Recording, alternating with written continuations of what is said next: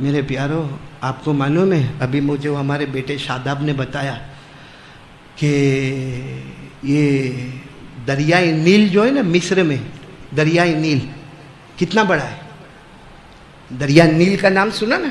مصر میں 6650 کلومیٹر پر پھیلا ہوا، 6600 کئی ڈمن اس میں سما جاوے، 6650 کلومیٹر پر پھیلا ہوا کیا دریائے نیل ہے۔ لیکن آپ کو معلوم ہے نا جب مصر کے گورنر کون بنے؟ حضرت عمرو بن عاص، ساتھ میں بولو کون بنے؟ حضرت عمرو بن عاص۔ اور دریائے نیل کا پانی دھیرے دھیرے کم ہونے لگا۔ اب اتنا لمبا دریا جو مصر سے چلتا سودان کو ٹچ کرتا، سودان کو ٹچ کر کے افریقہ کی بارڈر پر جاتا اور یورپ تک جاتا، 6650 کلومیٹر کا دریا جب اس کا پانی کم ہونے لگا تو سارے کے سارے مصر والے گورنر کے پاس آئے۔ گورنر کون؟ حضرت عمرو بن، اور آ کر کیا کہا، یہ ہر سال ایسا ہوتا ہے، دریا کا پانی کیا ہو جاتا ہے؟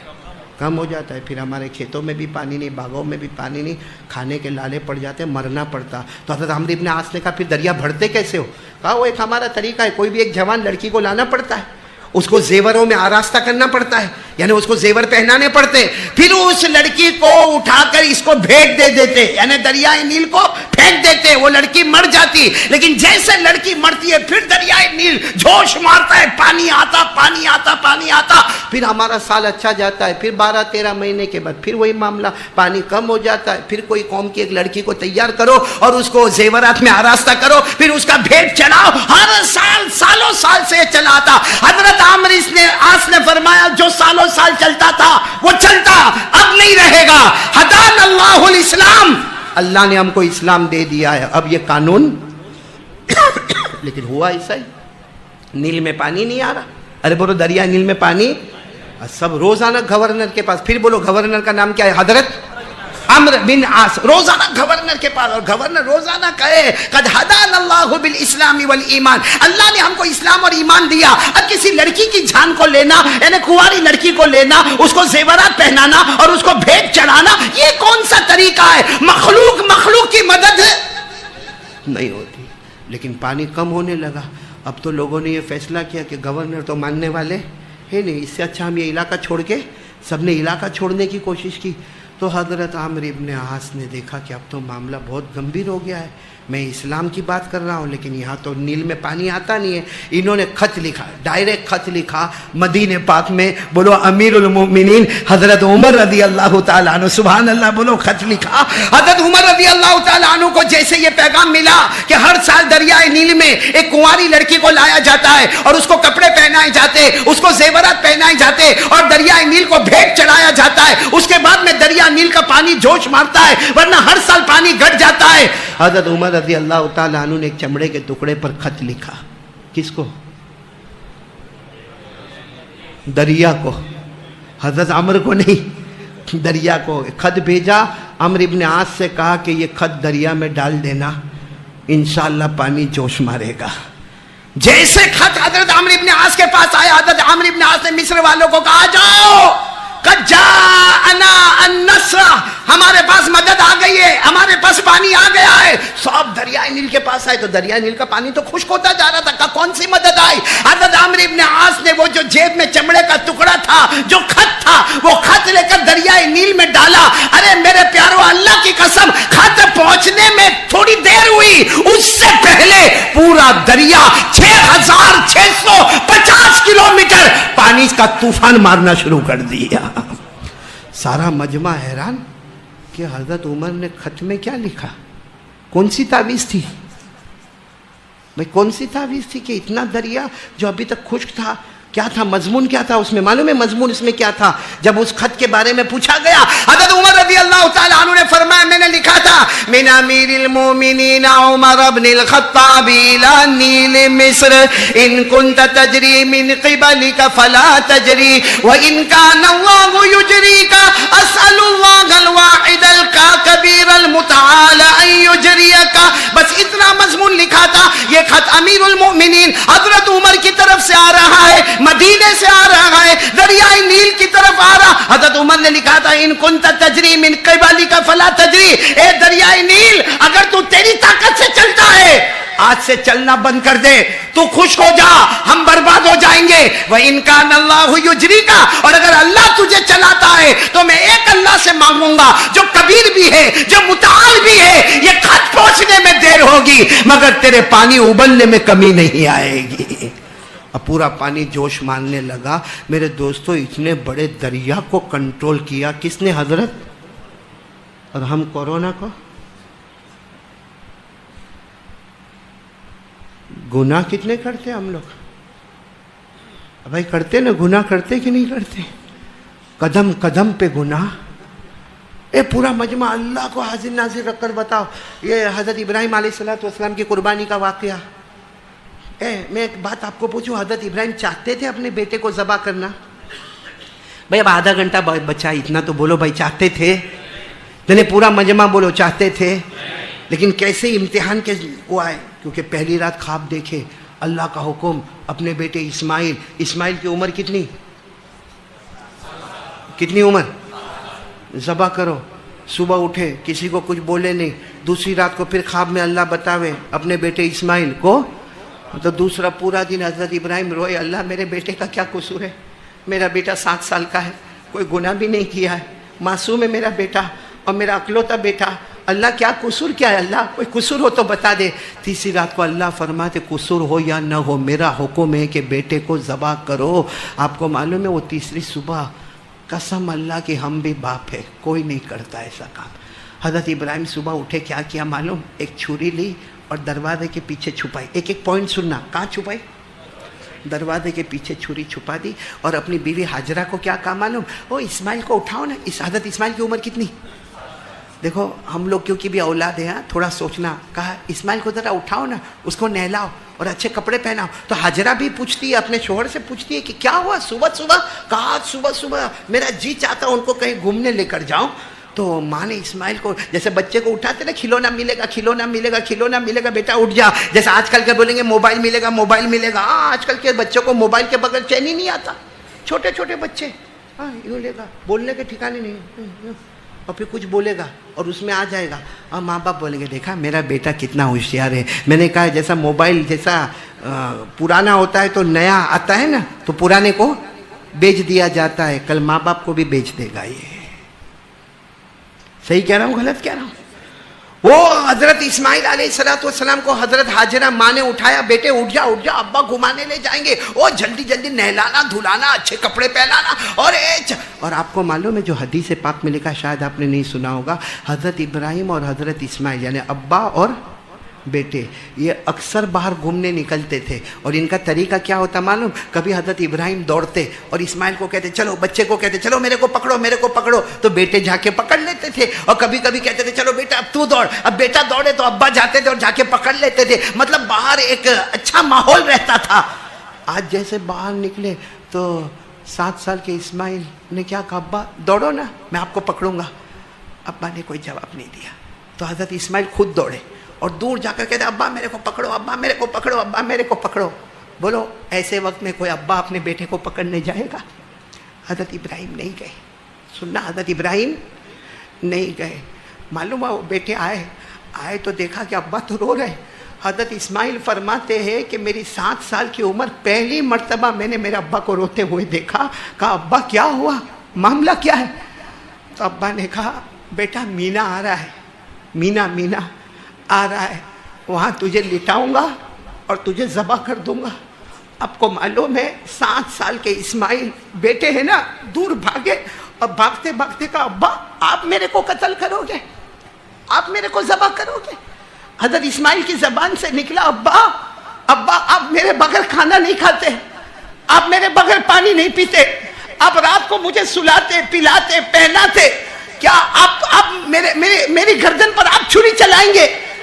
تو حضرت ابراہیم نے کہا بیٹا ادھر آئے نا, تو یوں گلے سے لپیٹ لیا اپنے بیٹے کو اور کہا کوئی باپ اپنے بیٹے کو ذبح نہیں کرتا, اور بیٹا میں بھی تجھے ذبح نہیں کرتا, لیکن آج مجبور ہوں, مجھے اللہ کا حکم آ گیا ہے. بولو کس کا حکم آ گیا ہے؟ وہ 7 سال کا بیٹا, کیسا امتحان. کہا ابا اللہ کا حکم ہے. کہا تو کہا ابا پھر دیر مت کرو, اگر آپ ذبح کرنے والوں میں آگے ہوں گے تو میں صبر کرنے والوں میں آگے رہوں گا. منظر ہم کو تو قرآن پاک کا ترجمہ ہی نہیں معلوم ہے، ورنہ اس 23ویں پارے میں اس پیج کو کوئی پڑھتا ہے نا، اور جو باپ ہوتا ہے نا اس کا بیٹا سامنے ہوتا ہے نا وہ روتا جاتا ہے۔ اللہ نے فرمایا فَلَمَّا بَلَغَ مَعَهُ السَّعْيَ قَالَ يَا بُنَيَّ إِنِّي أَرَىٰ فِي الْمَنَامِ أَنِّي أَذْبَحُكَ فَانظُرْ مَاذَا تَرَىٰ قَالَ يَا أَبَتِ افْعَلْ مَا تُؤْمَرُ سَتَجِدُنِي إِن شَاءَ اللَّهُ مِنَ الصَّابِرِينَ۔ حضرت اسماعیل نے فرمایا ابا اب ذبح کرنے میں دیر مت کرنا۔ آج بھی جو لوگ عمرہ اور حج میں گئے ہوں گے مینا میں وہ جگہ نظر آتی ہے جہاں حضرت اسماعیل کو ایسے لٹایا گیا، دیکھو ایسے لٹایا گیا، اور حضرت ابراہیم ابا تھے، ہاتھ میں یوں گردن پہ یوں رکھا، یوں ہاتھ کاپنے لگا، دیکھو یوں ہاتھ، حدیث میں لکھا یوں ہاتھ۔ کوئی بھی ابا ہو نا، ارے ہمارا بیٹا انگلینڈ میں ہو، ہمارا بیٹا امریکہ میں ہو، ہمارا بیٹا افریقہ میں ہو، لیکن ہر باپ کتنا بھی سخت دل ہوگا لیکن روتا ہے۔ یہاں تو 7 سال کا بچہ ہے، کوئی گناہ نہیں ہے، اور حضرت ابراہیم بہت محبت کرتے ہیں، رات کو کھاتے نہیں جب تک بیٹے کو نہیں کھلاتے۔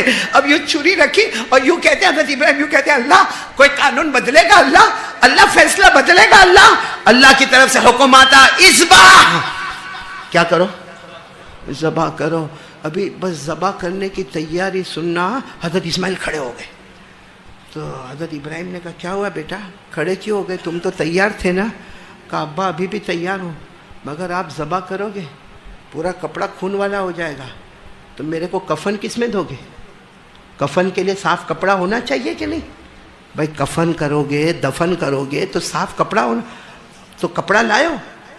حضرت ابراہیم نے بیٹے کو گلے لگایا۔ کوئی باپ اپنے بیٹے کا کفن کا کپڑا لے کے نکلتا ہے؟ بڑی مجبوری میں چھری لے کر نکلا ہوں۔ اب سننا، حضرت اسماعیل نے اپنے اوپر کی چادر اتاری، کہا ابا یہ دیکھو صاف ستھری ہے، رکھ لو اپنے پاس اور ذبح کر دو، ذبح کرنے کے بعد اسی میں لپیٹ کر مجھے دفن کر دینا۔ بولو سبحان اللہ۔ حضرت ابراہیم نے لے لیا وہ کپڑا، بیٹے کا کپڑا تھا، آخری وقت کا کپڑا تھا، یوں ایسے اپنے منہ سے بوسہ دیا، کپڑے کو سائڈ پہ رکھا، کہا بیٹا لیٹ جاؤ۔ ایسے حضرت اسماعیل پھر لیٹے، حضرت ابراہیم نے پھر چھری رکھی نا، کانپتے کانپتے ہاتھ سے چھری رکھی، حضرت اسماعیل کھڑے ہو گئے۔ کہا بیٹا اب کیوں کھڑے ہوئے؟ اب کیا ہوا بیٹا؟ تو حضرت اسماعیل عمر کتنی تھی؟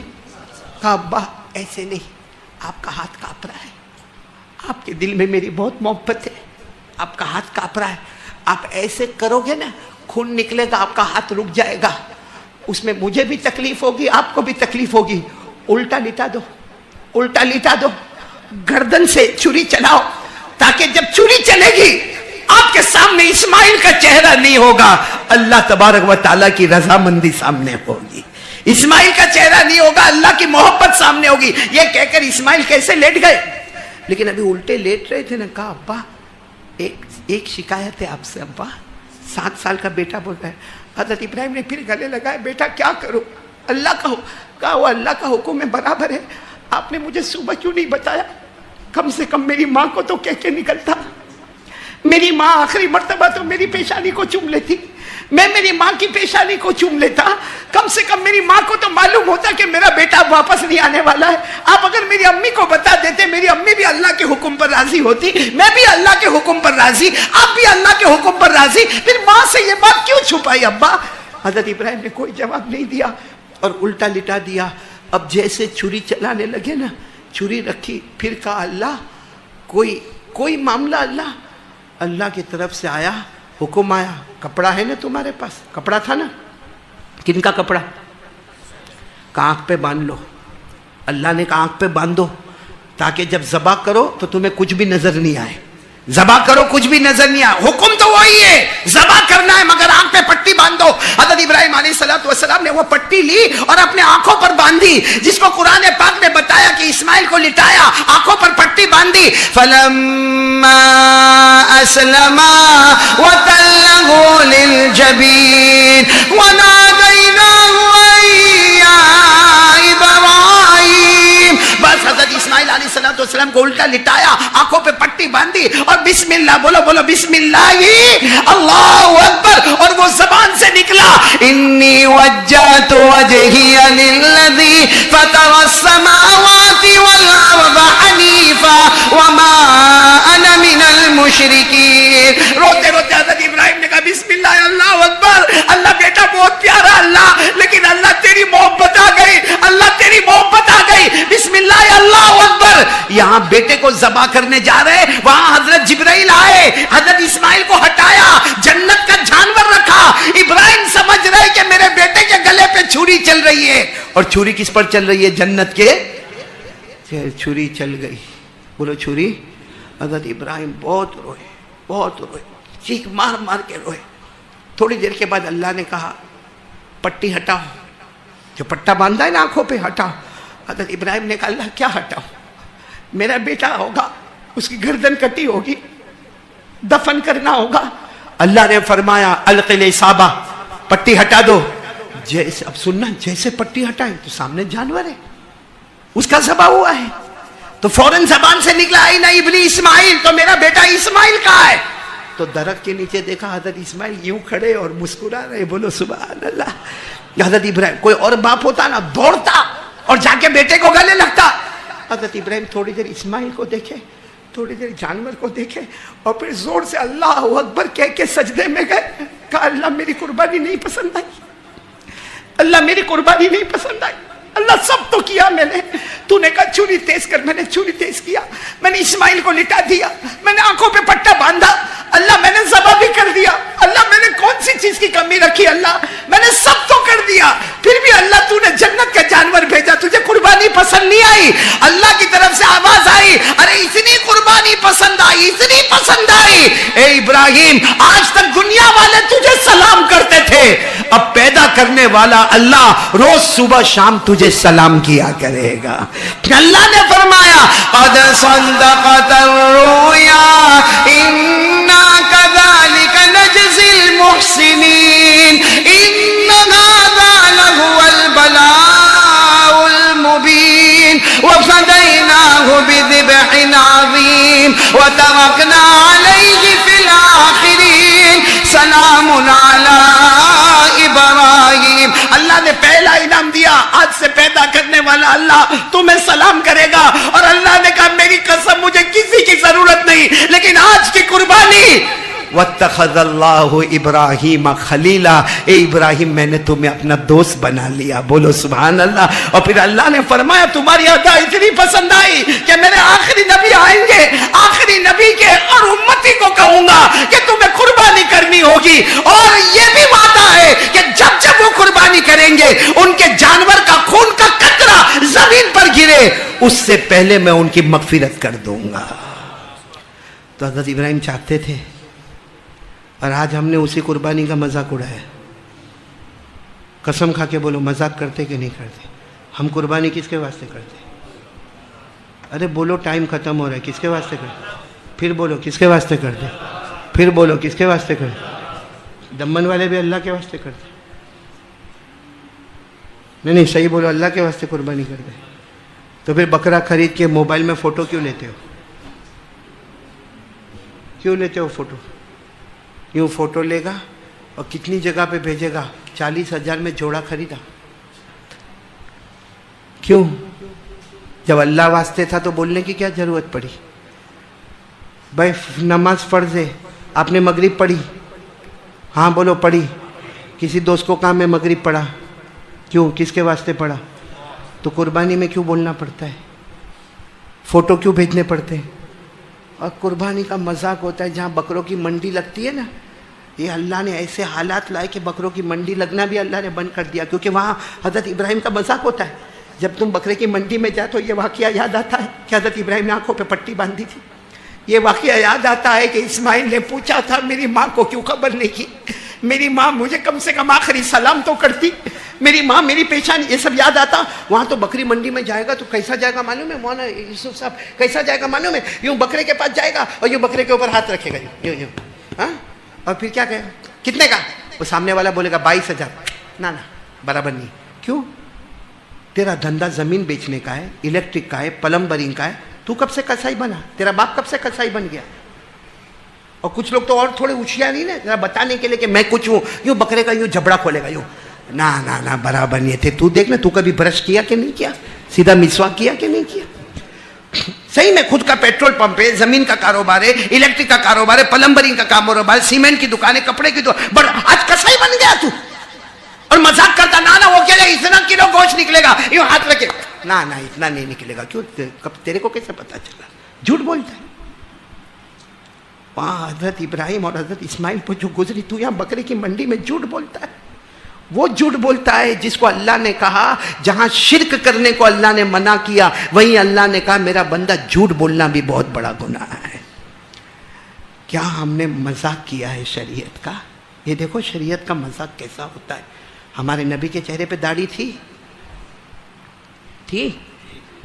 علامہ جلال الدین سیوطی, یوسف بھائی, علامہ جلال الدین سیوطی جو لکھتے ہیں کہ قبر میں جائے گا نا, قبر میں جائے گا, پہلا سوال ہوگا من ربک, جواب دے دے گا بولو ربی اللہ, میرا رب کون ہے. دوسرا سوال ہوگا ما دینک, تیرا مذہب کیا ہے, جواب دے دے گا دینی الاسلام, میرا مذہب. سب سے مشکل سوال تیسرا ہوگا جو امپورٹنٹ ہوگا, جو لازمی ہوگا. کیا سوال ہوگا؟ من ھذا الرجل الذی بعث فیکم, یہ سوال ہوگا کون ہے وہ نبی جو تمہارے درمیان بھیجے گئے, بولو صلی اللہ علیہ وسلم. علامہ سیوطی فرماتے جس کے چہرے پہ داڑھی ہوگی نا, بولو نا, جس کے چہرے پہ تو فرشتے کتنے پوچھنے کے لیے آئیں گے؟ تو ایک فرشتہ دوسرے کو کیا کہے گا, یہ سوال اس کو کائے کو پوچھتا, یہ تو چہرے محمدی لے کر آیا ہے.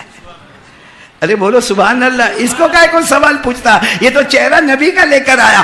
اتنا ہوگا کہ مدینہ منورہ سے آواز آئے گی. علامہ جلال الدین سیوطی لکھتے مدینہ منورہ سے آواز آئے گی, اے فرشتوں سوال مت پوچھو, میں اس کا نبی ہوں, یہ میرا امتی ہے. بولو سبحان اللہ. اور جس کی داڑھی نہیں ہوگی نا, یا کٹنگ پھٹنگ مار کے جائے گا, جب تیسرا سوال ہوگا نا, میرے دوستوں, کوئی فرشتہ کسی کو نہیں پوچھے گا. مدینے سے آواز آئے گی, اے فرشتوں, یہ تیسرے سوال کا جواب نہیں دے گا. ہمارے نبی مدینہ سے کہیں گے یہ تیسرے سوال کا جواب نہیں دے گا, کیونکہ یہ لمبی عمر پایا مگر زندگی بھر نہیں, اس نے مجھے پہچانا نہ میں نے اس کو پہچانا ہے. اور اسی وقت آواز آئے گی, ان کذب عبدی افرشوہ من النار والبسوہ من النار وافتحوا له بابا من النار. آواز آئے گی, ہاں یہ میرا بندہ جھوٹا ہے, اس کو جہنم کا تارکول والا کپڑا پہنا دو, اس کی قبر کو جہنم بنا دو, جہنم کے انگارے اس کی قبر میں اتار دو, جہنم کا لباس پہنا دو, جہنم کا دروازہ کھول دو. میرے دوستو, میرے کو معلوم ہے داڑھی رکھنے کا جی نہیں چاہتا, تو کیا حضرت ابراہیم کو آگ میں جانے کا جی چاہتا تھا؟ جیسے مولانا یوسف نے کہا حضرت ابراہیم کو اپنی ہاجرہ اور اپنے بیٹے کو وہ مکے کی وادی غیر ذی زرع میں چھوڑنے کا جی چاہتا تھا. حضرت ابراہیم کو اپنے بیٹے کے گلے پہ چھری چلانے کا جی چاہتا تھا, لیکن حکم کس کا تھا؟ تو ہمارے سامنے کس کا حکم ہے؟ تو کیوں ایسا معاملہ داڑھی کے معاملے میں؟ خیر میں بات ختم کر رہا ہوں, ٹائم ہو رہا ہے. ایک بات کہوں گا, کرو گے انشاءاللہ؟ دیکھو آج کے حالات میں اگر بچنا ہو نا, اگر آپ کو سیف ہونا ہے کہ نہیں ہونا ہے, دو کام کرنے کے لیے تیار ہو جاؤ. کون کون تیار ہے؟ ہاتھ اوپر کرو, جلدی جلدی جلدی, کیونکہ میرے کو بہت جلدی 5 منٹ میں بات کرنا.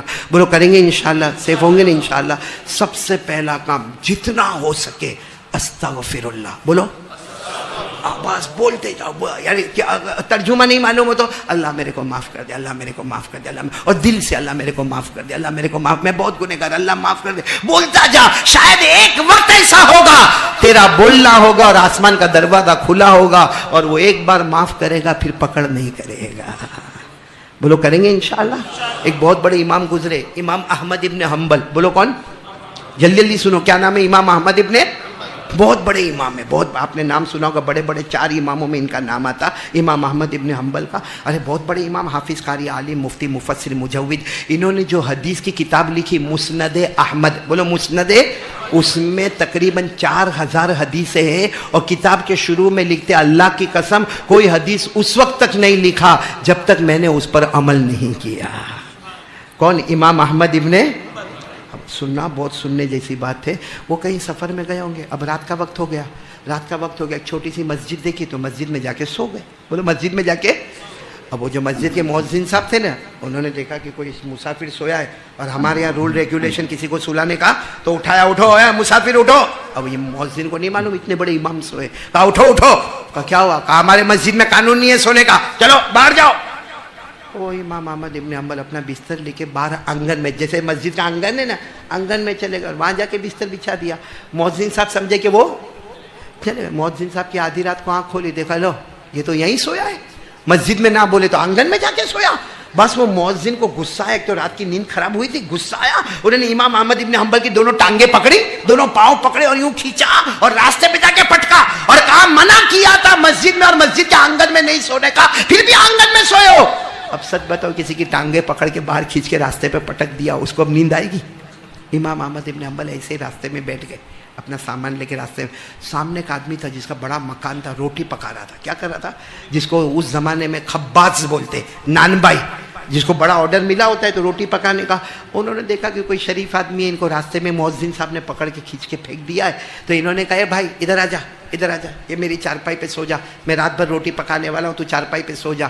تو امام احمد ابن حنبل نے اپنا سامان رکھا اور چارپائی پر گئے. لیکن ایسے وقت میں کسی کو نیند آئے گی، ٹانگ کھینچ کے کسی کو باہر نکالا گیا، اس کو نیند.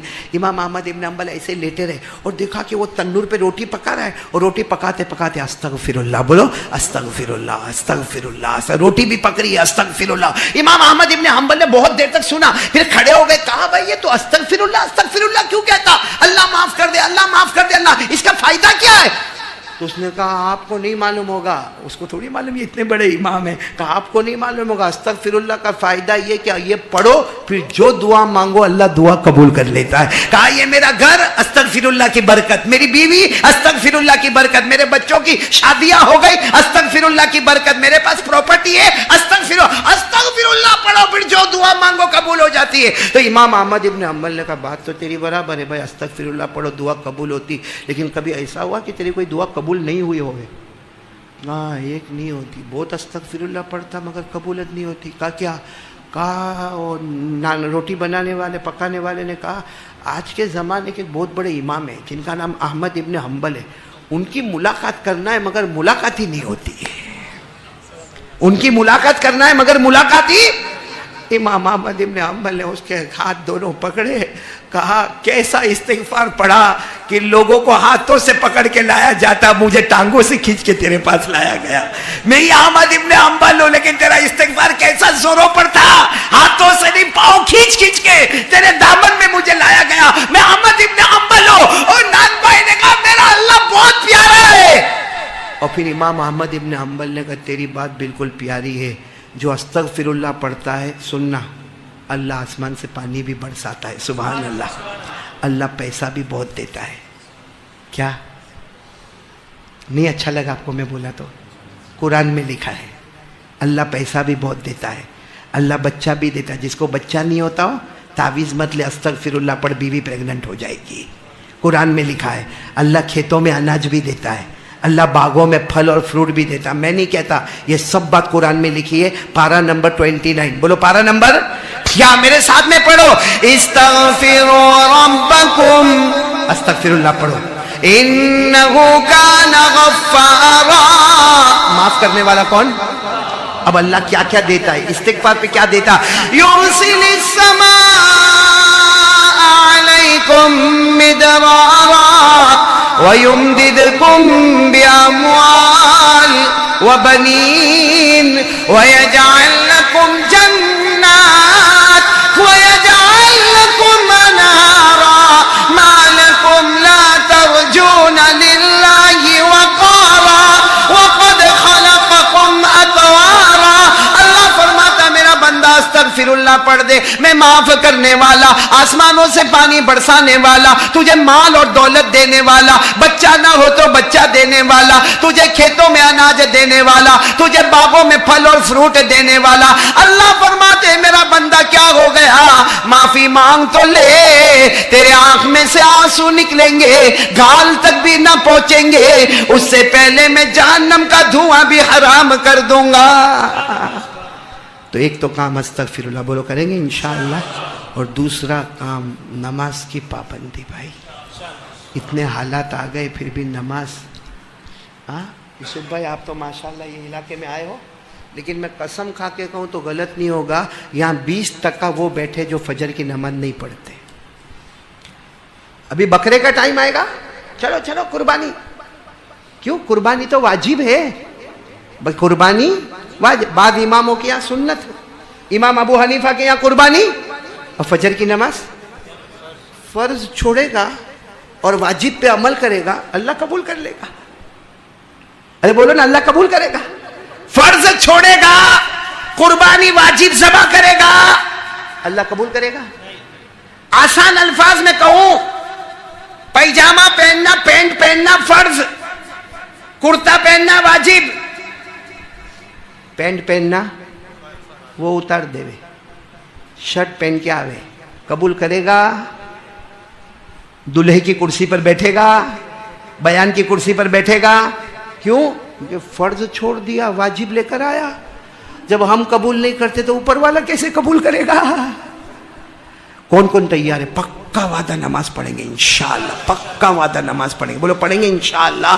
اگر آپ نماز پڑھیں گے تو دیکھو، یہ لاک ڈاؤن میں بہت سے لوگوں نے مال میں بہت مار کھائی ہے، قرضے میں بھی بہت مار کھائی ہے، مال میں بھی بہت مار کھائی ہے۔ اب روتا رہتا ہے، وہ قرضہ نہیں دیتا، وہ قرضہ نہیں دیتا، اور اگر اپن نے کسی سے قرضہ لیا ہے تو اسے چھپتا ہے، بھاگتا ہے، اس کی آنکھوں سے آنکھ نہیں ملاتا ہے، موبائل کا سوئچ آف کر دیتا ہے۔ بولو کرتا کہ نہیں کرتا؟ کچھ مت کر، اللہ پر بھروسہ کر۔ اللہ فرماتے 5 وقت کی نماز تو بھی پڑھ لے، تیرے گھر والوں کو پڑھا دے۔ اللہ فرماتا روزی مانگنا مت، روزی تیرے دروازے پر میں پہنچا دوں گا۔ اللہ نے فرمایا وَأَمُرْ أَهْلَكَ بِالصَّلَاةِ وَاصْطَبِرْ عَلَيْهَا لَا نَسْأَلُكَ رِزْقًا نَحْنُ نَرْزُقُكَ وَالْعَاقِبَةُ لِلتَّقْوَىٰ۔ اللہ فرماتے تو اور تیری فیملی نمازی بن جا، روزی مت مانگنا، ہم روزی دروازے تک پہنچا دیں گے۔ تو چلو آج سے پورا مجمع جو میں نے آج خلاصہ پوری بات کا ہوا، 3 باتیں کا خلاصہ، ابھی تو بہت بولنے کا تھا لیکن ٹائم ختم ہو گیا۔ 3 باتوں کا خلاصہ، سب سے پہلے کرنے دھرنے والا کون؟ وہ حضرت جنید بغدادی کا سکہ کام کرے گا؟ نہیں، خود انہوں نے سکہ پھینک دیا، دل میں توحید لا الہ الا، اور اسی کی محنت آج چاروں تے ہماری یوسف بھائی موٹی لرولی سے کیوں آئے؟ یہ ساری چلت پھرت کیوں ہوتی ہے؟ یہ ساری خانقاہیں کیوں قائم ہوتی ہے؟ یہ سارے مدرسے کیوں قائم ہوتے ہیں؟ سارے مکتب کیوں قائم ہوتے ہیں؟ ارے بھائی سب کے طریقے الگ ہیں، مگر منزل لا الہ الا اللہ محمد الرسول اللہ صلی اللہ علیہ وسلم۔ ایک تو یہ بات پکی۔